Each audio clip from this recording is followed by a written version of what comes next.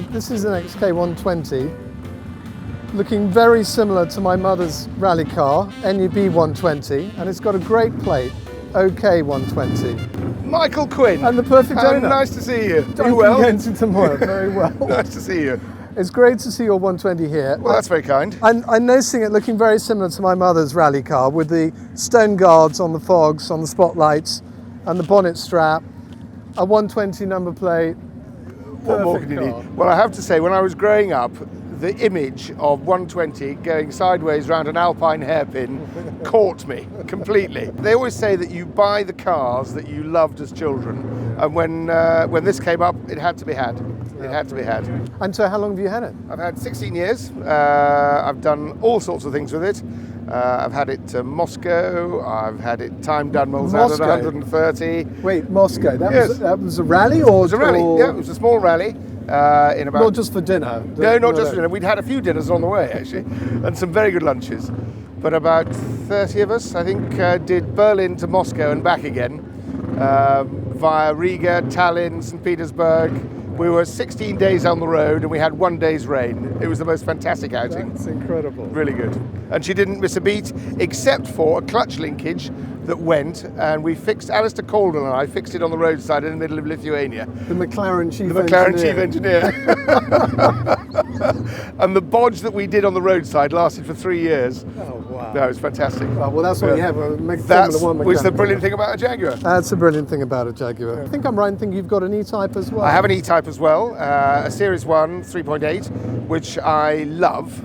It's a little bit more comfortable than this. Yeah. It perhaps doesn't have quite the style of this, but it is the most beautiful shape. I think these have all the charisma in the world. I always think the first gestation out of the designer's pen is always the one to go for. Absolutely. The Series 1 E-Type, the 120 open two-seater, the 3-litre Bentley. Yeah. The first gestation is always the best one to have. And when that first gestation is penned by my grandfather, well, I will forever be in his debt for producing such a beautiful thing.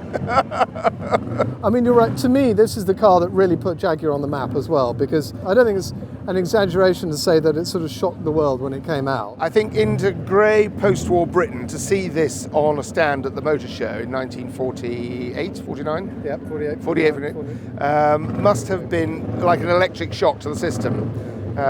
It's such a beautiful shape.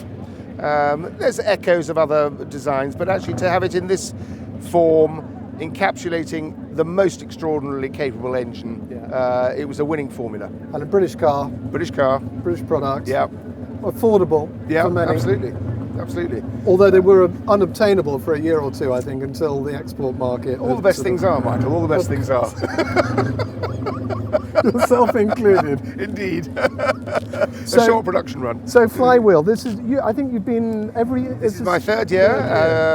Duncan is very kind to ask me back to go and do some parade laps on this, and I love it as an event. It's quite extraordinary. It's great fun. The informality of it, the degree of exposure that the cars have, the access that the general public have to the cars. It's a magical formula. Long may it continue. There's some fantastic cars here, some quite unique cars, and the fact that they're also being driven and hustled around the circuit, you know, gives people an idea of what they look like dynamically, and the sound is the most important thing. And this sounds superb with the double pipes. Oh, that's very kind of you. Perfectly original. But no, I mean, it started life as a race car.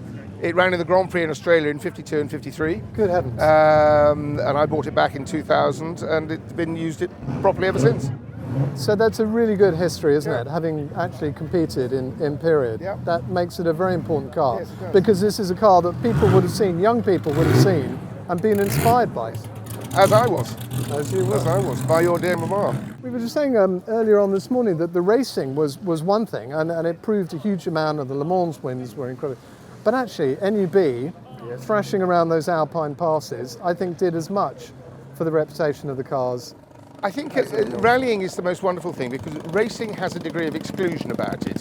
Rallying is much more inclusive. Yeah. And I think Joe Public can get out in his own car and go rallying right from the word go. Yeah. All it needs is a bit of preparation and a decent clock. Yeah. And away you go. You turn up on the morning, and you get your signing on card and your route, and away you go. And away you go. Whereas racing is fabulous to watch, but it tends to exclude rather than include. Yeah, I agree. It requires a degree of organisation, prior organisation, that rallying doesn't. Yeah. And you get far better lunches on a rally anyway.